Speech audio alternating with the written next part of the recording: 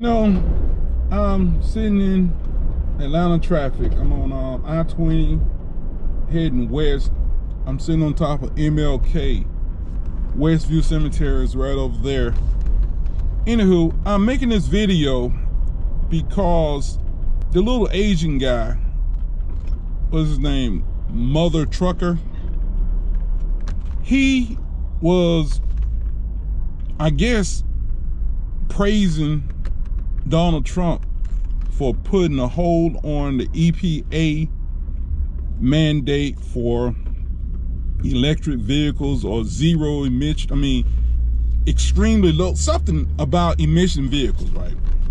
And and of course in the comments you get a whole bunch of people who probably ain't never driven a damn diesel truck in their life sitting up talking about, the EPA need to be abolished.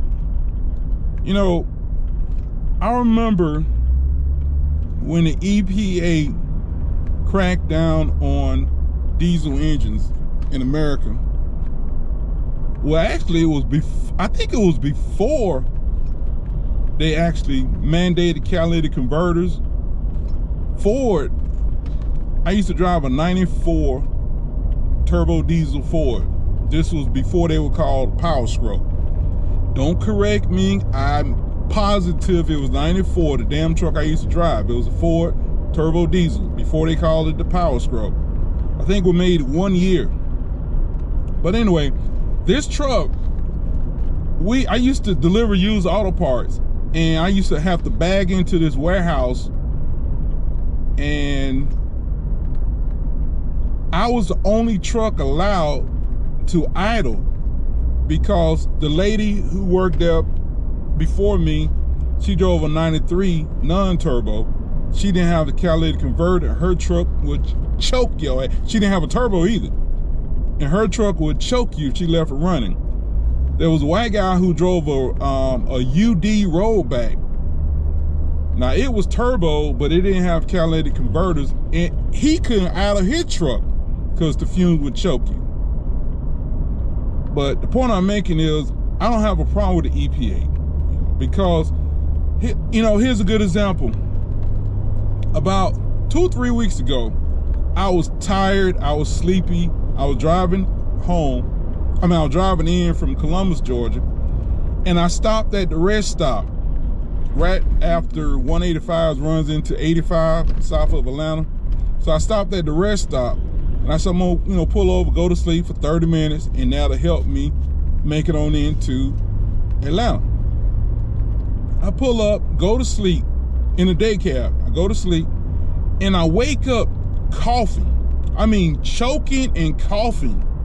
And it smelled like exhaust fume was in my truck, which it was. Apparently, some guy pulls up in a dirty, raggedy ass Volvo. It was probably, I don't know what year it was, but it was an old Volvo. Dirty as hell. He had an exhaust leak. The truck sounded like it was running, like it was misfiring. And of course, I couldn't see him because he done went to sleep. But I'm sitting there choking. I set my alarm clock for 30 minutes. I looked at my alarm clock. I had only been asleep about 18 minutes. But I couldn't sit there. He pulls, and the funny part was, I pulled all the way at the end because there was a few other trucks there, but it was enough empty parking spaces. So I pulled all the way at the end so I could sleep by myself, and he pulls up right next to me in this stinking ass truck. And if I had my way, I would be able to call the police, the emission police, and they would come and give his ass a ticket because he shouldn't have been on the road. Your truck is running so bad, you pull up next to somebody and you wake a person up. That's ridiculous, man. And the thing is this, if you are a truck driver and you can't afford to buy a newer truck when it's time to buy one, something wrong. Something wrong with you. Something wrong with you. And the thing is this, it's not so much that you have to buy a newer truck. It's the fact that you need to buy a damn truck that's not choking people. There was a time You know, I started driving trucks 18 years ago. You used to go up a hill and there would always be 1 or 2 trucks with trails of black smoke because the engine ain't running right. Now you go up the same hill, you hardly ever see a damn truck smoking. And if you do, something wrong with it. So I'm happy the EPA is out there. I'm happy as hell. I can't stand when I'm sitting up trying to sleep and somebody pull up next to me in a ragged ass truck and it's spewing out fumes. It ain't right. But anyway, I'm gonna go because this guy done got on my damn nerve.